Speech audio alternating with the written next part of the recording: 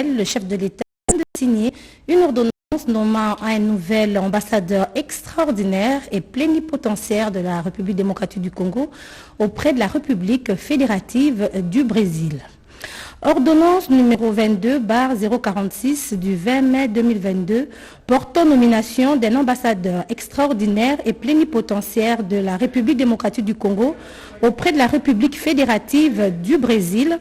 Le président de la République, vu la Constitution, vu la nécessité et l'urgence, sur proposition du gouvernement, ordonne, article 1er, est nommé ambassadeur extraordinaire et plénipotentiaire de la République démocratique du Congo auprès de la République fédérative du Brésil, M. Mibanga Ngalamulume Wa Badidike Benoît Labre. Article 2. Le précité bénéficiera pour la durée de ses fonctions des indemnités et avantages prévus par l'ordonnance portant règlement d'administration relative au corps des diplomates de la République. Article 3. Sont abrogées toutes les dispositions antérieures contraires à la présente ordonnance. Article 4. Le vice-premier ministre, ministre des Affaires étrangères, est chargé de l'exécution de la présente ordonnance qui sort ses effets à la date de sa signature, fait à Kinshasa le 20 mai 2022, Félix Antoine Tshisekedi Tshilombo, Jean-Michel Sama Lukonde Kyenge, Premier ministre, pour copie certifiée conforme à l'original le 20 mai 2022, le cabinet du président de la République, Guylain Nyembo, directeur de cabinet. L'accès aux soins de santé pour tous, cette importante réforme portée par le chef de l'État est en étude dans un atelier de préparation des feuilles de route provinciales de la couverture santé universelle en République démocratique du Congo. Et les précisions avec Guylain Kabalundi, bienvenue Kabamba et Claude Mboui. Démocratique du Congo est résolument engagé à assurer la couverture santé universelle. Un engagement renouvelé lors de l'atelier des préparations sur l'actualisation des feuilles de route provinciales de la couverture santé universelle en RDC. À l'initiative du Conseil national de la couverture santé universelle, des experts du secteur de la santé réfléchissent durant 4 jours sur la mise en œuvre de cette importante réforme. Du paquet de soins à couvrir en passant par la hauteur des cotisations et des réflexions sur les financements de la CSU, tous ces sujets sont minutieusement examinés.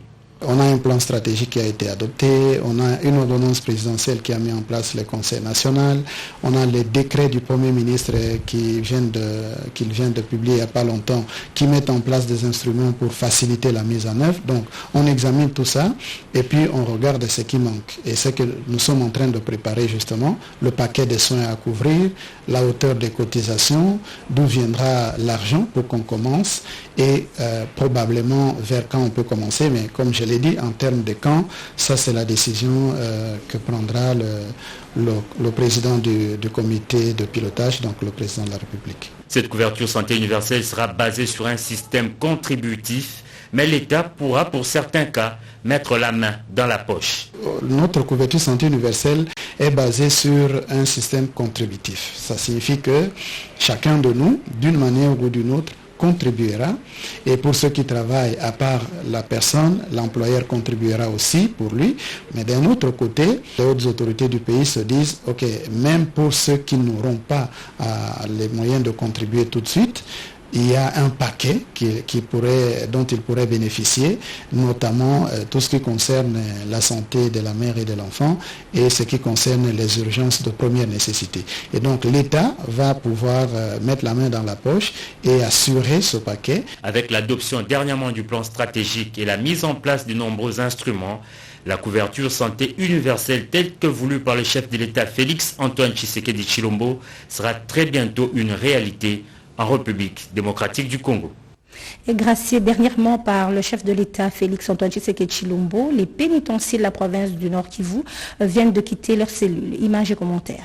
Ces récentes visites dans différentes prisons de la République démocratique du Congo, le ministre des Droits humains, Maître Albert Fabrice Pouela, avait promis de déployer les experts de son cabinet dans ces différents endroits carcéraux pour faire le monitoring des différents cas et s'enquérir auprès des pensionnaires de leurs conditions carcérales. Pour la première étape, ces équipes sont déployées à Goma, Beni, Bunia, Chikapa et Kananga. Pour l'équipe de Goma, conduite par Maître Pierre Gomer Madouka, secondée par Maître Gloire Dumbi, la tâche est ardue. Accompagné par le coordonnateur de la Commission nationale des droits de l'homme Nord-Kivu, des avocats et de quelques membres des ONG de défense des droits de l'homme, Maître Pierre Gomer Madouka a commencé par le gouvernorat de province pour présenter ses civilités. Nous sommes ici à Goma à la demande de son Excellence, Monsieur le ministre des Droits humains, qui voudrait aller enquêter sur les réelles conditions de détention des personnes dans les maisons carcérales. Et c'est ainsi que nous nous trouvons pour le moment devant la prison centrale de Munzenze pour introduire les enquêteurs qui vont effectivement faire le cas par cas, causer avec les détenus pour pouvoir dégager les grandes lignes sur les conditions carcérales. Ensuite, ils ont rencontré l'avocat de l'auditorat militaire, le procureur général Basile Lumande Kabuga, le bâtonnier de l'ordre des avocats du Nord Kivu. Et puis en séjour de travail dans la province du Congo central, le directeur général de l'Office des voiries et drainage a échangé avec le maire de la ville de Matadi autour des divers projets intégrateurs de la voirie urbaine de cette cité portuaire, et ce avant l'inspection des différents travaux de modernisation de ce coin du pays, nous dit Pierre Mbouyi Saïdi.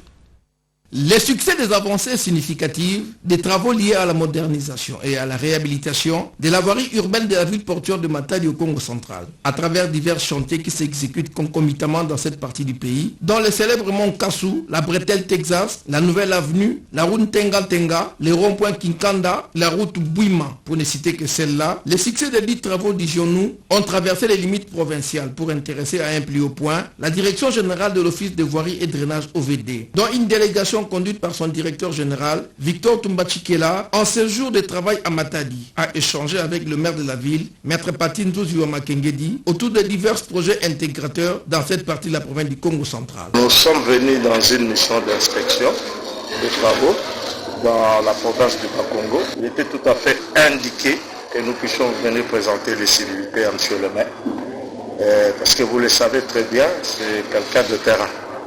Quelqu'un qu'on voit à travers la télévision, qui mène beaucoup des actions.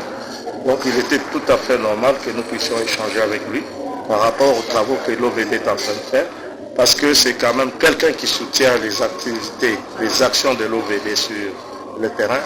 Voilà pourquoi nous sommes venus le voir et on a pu échanger avec le maire sur certaines actions qui peuvent être entreprises avec l'OVD à travers la ville de Matadi. En marge de son séjour dans la province du Congo central, la délégation de l'Office de voirie et drainage effectuera une série d'inspections dans les différentes voiries urbaines de la ville portuaire de Matadi en pleine réhabilitation.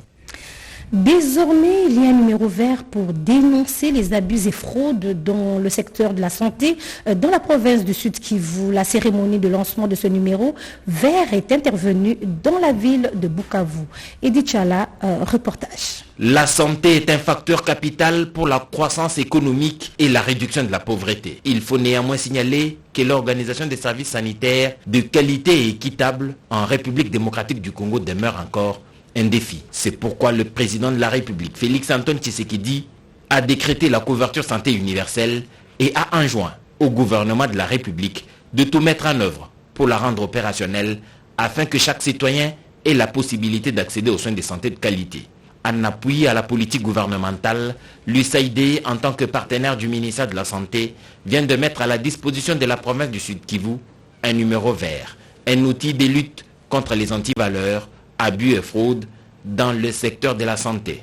Cet outil place la population bénéficiaire des soins au centre de l'action en dénonçant les abus et fraudes en faisant usage d'un numéro vert qui peut lui permettre d'appeler et d'alerter sur les antivaleurs constatés à tous les niveaux de la pyramide sanitaire. C'est le vice-gouverneur du Sud Kivu, Marc Malago Kachekere, qui a procédé au lancement officiel à Bukavu de cette ligne de redevabilité et de dénonciation des cas d'abus et fraude du secteur de la santé dans la province du Sud Kivu, tout en espérant que le dispositif permettra l'évolution de la province. Désormais, la province du Sud Kivu, comme les 8 autres provinces, vont canaliser leurs plaintes de la population quant à la mauvaise qualité des soins, les mauvais accueils, les détournements, la surfacturation, la négligence. Venu expressément de Kinshasa pour la circonstance, l'inspecteur général de la santé, Louis-André Kombadjeko, a également pris part à cette cérémonie de lancement de la hotline.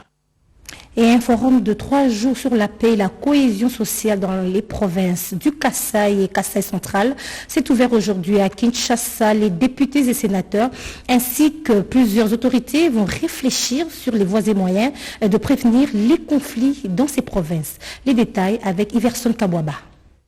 Ces forums axés sur la paix et la cohésion sociale s'inscrit dans le cadre de la restitution de résultats des processus de paix dans les provinces du Kasaï et Kasaï central.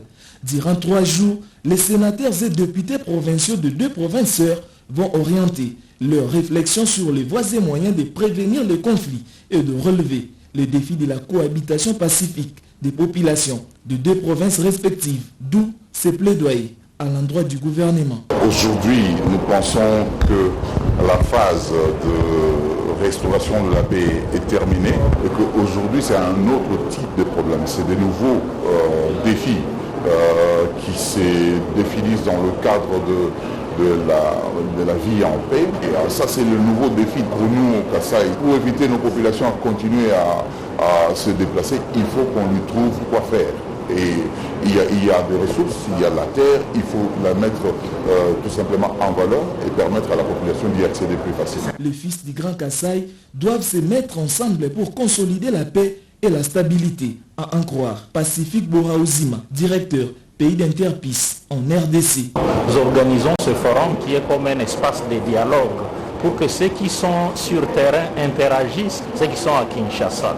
Parce qu'au fait, la stabilité de la province ne dépend pas seulement des acteurs qui sont sur le terrain, il dépend également des leaders de cet espace qui sont à Kinshasa et des institutions publiques. Les recommandations et les engagements issus de ces forums vont permettre aux participants de relever les actions prioritaires à mener par les parties prenantes en vue de renforcer la bonne gouvernance dans ces 2 provinces. À la première édition du Forum des pasteurs et patriotes congolais, FOPAC, que dirige le pasteur Léopold Ouachega, des prises d'excellence et de mérite ont été remis à certaines personnalités du pays, parmi lesquelles figuraient la première dame de la République et le docteur Denis Mukwege qui se sont fait représenter. Un reportage signé Serge Mata. Avec comme slogan « Aimons-nous vivants », c'est donc dans le cadre d'évaluation du degré du patriotisme que ces 6 nominés ont été retenus au cours de cette première édition du trophée P4. Il s'agit du prix de l'excellence et du mérite des patriotes proches du peuple. Au cours de cet événement culturel, la très distinguée première dame de la République, Denise Niakeru Tshisekedi, a été primée ensemble avec 5 autres personnalités du pays, notamment le docteur Denis Mukwege, prix Nobel de la paix, et le docteur Jean-Jacques Mouyembe Tanfom, pour ne citer que cela. Nous avons pensé que c'est pendant que quelqu'un est en vie qu'il faut reconnaître ses mérites, et qu'il faut l'encourager à aller de l'avant, et qu'il faut même le bénir par des trophées ou des prix. C'est ainsi que dans le forum des pasteurs et patriotes congolais, notre plateforme multidimensionnelle, nous avons une école de formation en patriotisme appelée École du patriotisme engagé EPE. Et à travers cette école, nous avons une branche d'évaluation du degré du patriotisme que nous appelons FOPAC Award. Et c'est dans ce cadre-là que nous avons retenu les 6 nominés de cette première édition. Nous avons commencé par première édition pour dire que c'est un souci qui vient de la révélation de Dieu pour qu'on continue jusqu'à ce que l'Éternel Jésus-Christ reviendra nous récupérer. Cette cérémonie de remise des trophées, organisée par le Forum des pasteurs et patriotes congolais, a eu pour but de faire la reconnaissance du mérite, d'encourager l'excellence, de pousser l'amélioration des compétences chez les uns, les autres. Et Jojo Frédéric Ndibou nous informe que le ministre égyptien de la Défense et Production militaire, Mohamed Zaki, est arrivé aujourd'hui à Kinshasa pour une mission de travail de 2 jours. Le renforcement de la coopération militaire entre la République démocratique du Congo et la République arabe d'Égypte, c'est le but principal de l'arrivée ce mardi 24 mai 2022 de son Excellence Mohamed Zaki, ministre égyptien de la Défense et de la Production militaire. À son arrivée à l'aéroport international d'Ndjili, le numéro 1 de la défense égyptienne était accueilli par la vice-ministre congolaise de la Défense, Madame Séraphine Kilubu-Kutuna, accompagnée du secrétaire général à la Défense, lieutenant-général Kaumbu Yankole Isidore, et quelques officiers supérieurs des FARDC. Selon Mohamed Zaki, sa visite s'inscrit également dans le cadre de créer des liens de coopération pour aller plus loin avec les FARDC.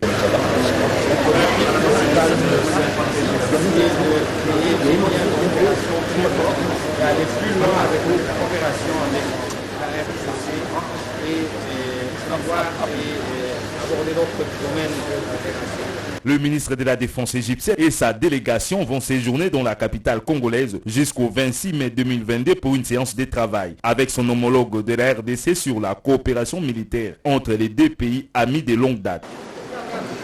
Et à la célébration de la journée des forces armées le 17 mai, des journées portes ouvertes à la découverte du corps de santé militaire à l'aéroport de Ndolo ont été organisées. La population civile était conviée de venir visiter les différents stands mis en place à l'occasion. Images et commentaires.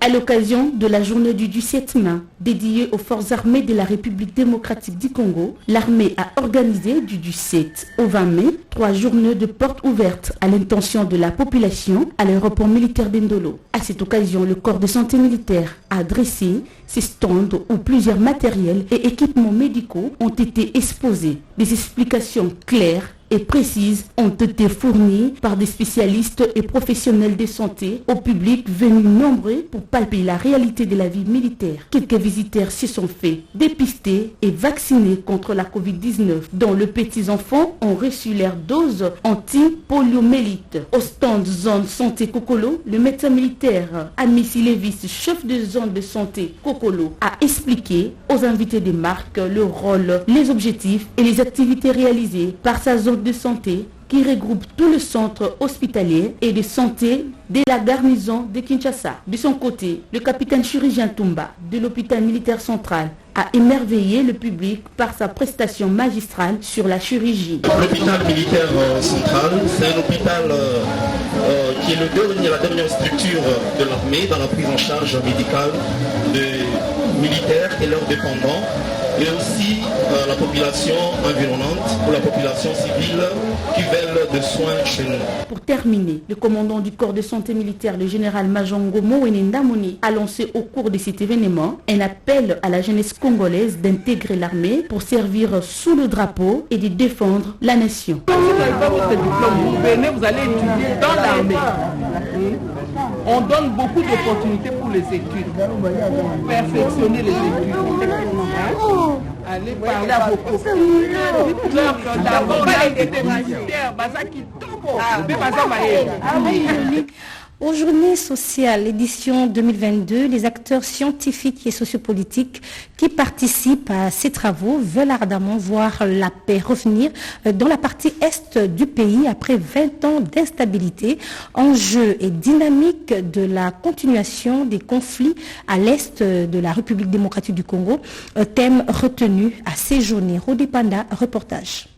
La paix reste la seule garantie de tout développement. La RDC demeure dans un trou noir et peine pour son émergence à cause de la guerre dans l'Est. Enjeu et dynamique de la continuation des conflits à l'Est de la RDC, ce thème interpellateur et d'éveil de conscience est au cœur des échanges de 3 journées sociales édition 2022 qu'organise le Centre d'études pour l'action sociale, le CEPAS à Gombe. Au cours de ces échanges, les participants des différents secteurs du monde scientifique et sociopolitique vont approfondir la question pour relever les causes de plus de 20 ans de guerre en RDC et proposer des pistes de solutions et recommandations en faveur de la paix. L'instabilité dans la partie est du pays doit interpeller tous les Congolais où ils se trouvent. Ce qui est attendu dans ces assises, c'est d'abord de comprendre les enjeux et la dynamique de tout ce qui se passe dans cette partie du pays. Et c'est pourquoi, comme méthodologie, nous avons décidé de procéder sous forme de zoom régional. en prenant les 3 régions où les conflits sont récurrents, l'Ituri, le Nord Kivu et le Sud Kivu. L'insécurité à l'Est impacte négativement sur le développement de la RDC, souligne un des acteurs de la société civile, d'où l'implication de tous. Et ça impacte évidemment sur le développement du pays. Parce qu'il faut savoir que lorsque la partie Est a des problèmes, c'est qu'il y a le budget de l'État qui est impacté. Et si le budget est impacté, donc le projet de développement ne va pas aller. Donc voilà pourquoi nous pensons que ces journées sont importantes, parce que ça va permettre qu'on mobilise l'ensemble de la communauté nationale et surtout décider à pouvoir trouver des solutions durables à ces conflits-là. Qui veut la paix doit se battre pour la faire advenir avec des moyens adéquats. Charles, le bâtiment de l'INPP, la route des poids lourds, ce sont là quelques-unes des réalisations du Japon en République démocratique du Congo.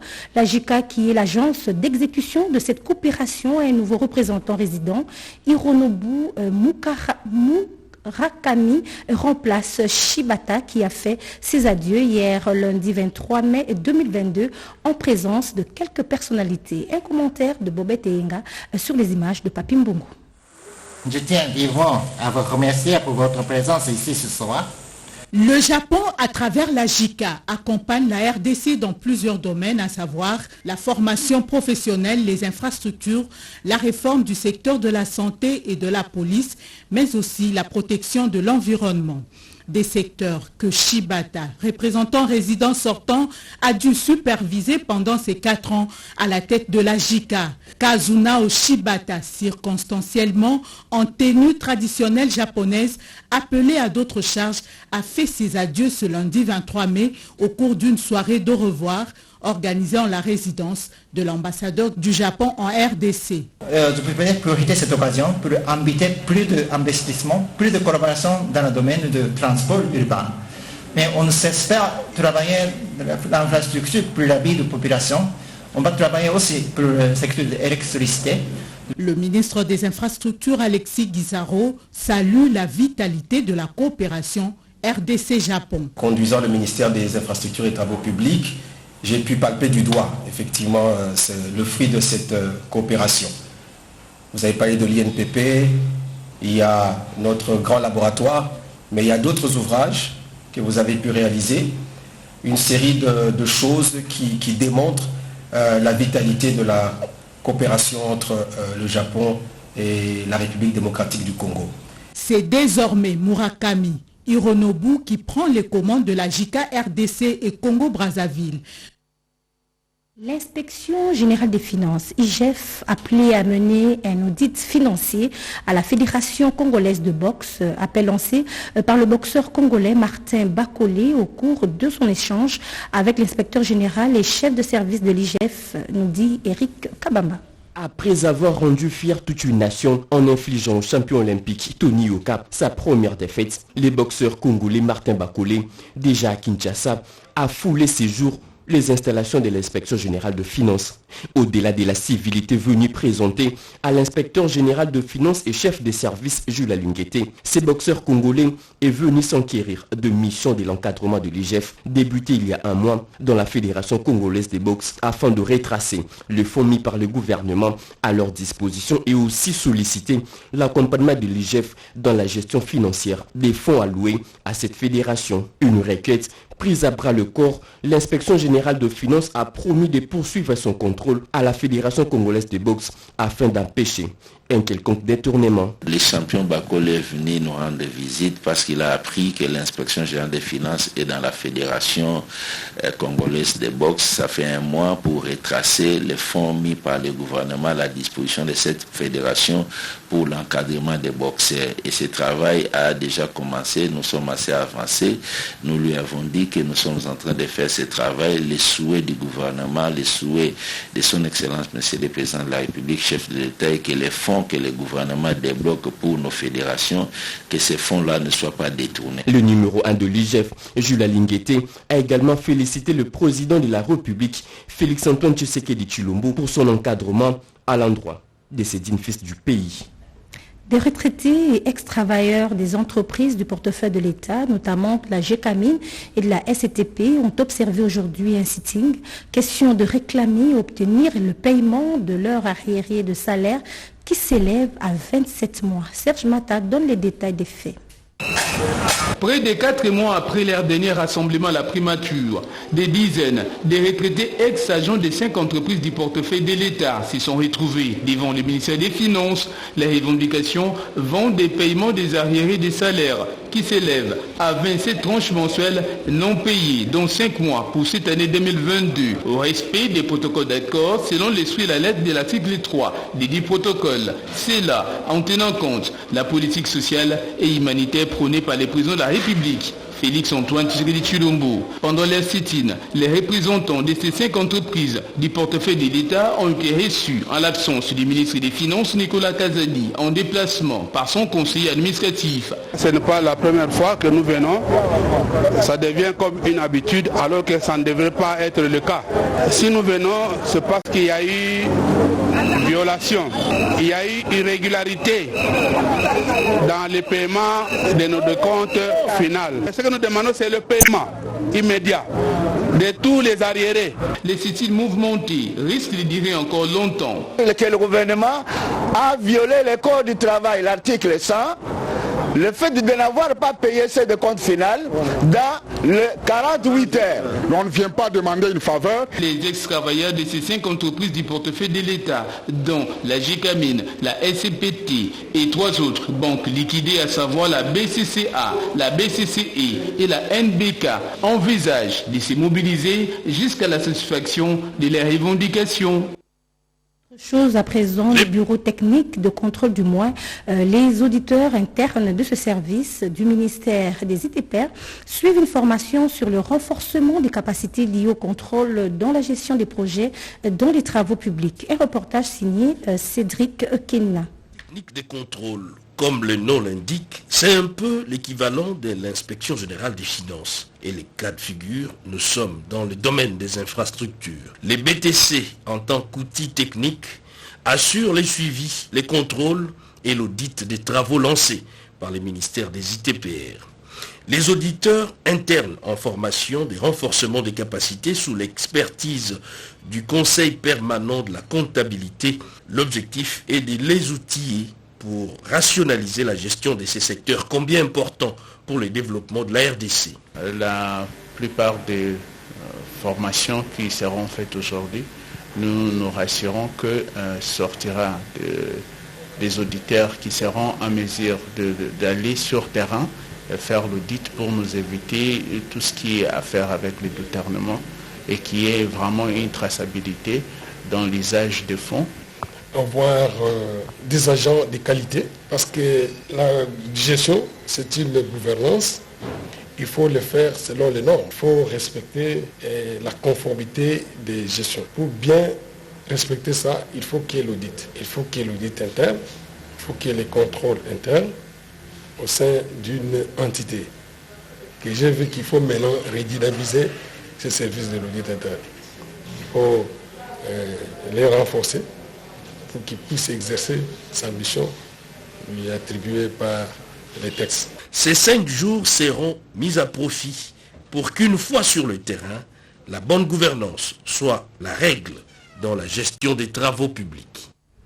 Et puis la violence sexuelle dans le milieu scolaire, thème retenu à la 2e édition de l'association Nous et le livre. Un prix de la littérature à l'attention de la jeunesse a été prévu, prix dédié à l'auteur écrivain congolais Didier Moumengi, et ce prix a récompensé les meilleurs élèves qui se sont démarqués par leur belle plume par rapport au thème de cette 2e édition.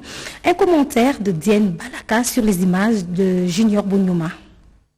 Didier Moumengi en personne dans la salle en train de remettre à ses lauréats le prix de concours portant son nom. Ce célèbre écrivain de la lecture congolaise vient d'être honoré par Jenny Kilele à travers sa structure Nous et les livres au cours de cette 2e édition du prix littéraire. 10 écoles de 4 districts de la ville-province de Kinshasa ont été sélectionnées pour cette édition et 5 seulement ont séduit les jurys pour leur plume, dont le complexe scolaire Nyota qui a renflé la première place. Chaque élève avait pour mission de raconter à travers une dissertation un récit sur les violences sexuelles basées sur le genre et aussi présenter les pistes de solutions pour sa lutte. C'est la deuxième édition qui s'est réalisée aujourd'hui avec le prix de la littérature jeunesse dénommé prix Didier Moumengi. C'est une manière d'honorer nos héros parce qu'on a toujours tendance à honorer des gens qui sont déjà presque partis. Ces structures qui existent depuis pratiquement 7 ans a donné le goût de la lecture et à l'écriture à plusieurs enfants, ont avoué certains d'entre eux. La dernière saison de Nourrir les livres, on a fait entrer le prof d'anglais et on nous a appris l'anglais. J'ai commencé à lire à partir de 8 ans grâce à Nourrir les livres. Avant, j'étais un peu dispersée dans les jeux, tout le temps, tablette, ordinateur, téléphone. Moment propice pour l'initiatrice de cette structure de présenter à l'assistance tous les héros dans l'ombre au nom duquel figure la présentatrice vedette du journal de 20h à la RTNT Sondra Nyangui et la journaliste de Top Congo Béro Matanda qui ne cesse de l'encourager dans cette aventure. Voilà, c'est par ces images que prend fin ce journal. Merci de votre attention. À 20h, Françoise Bouela. Et quant à moi, je vous retrouve demain à la même heure et avec le même plaisir. D'ici là, restez avec nous.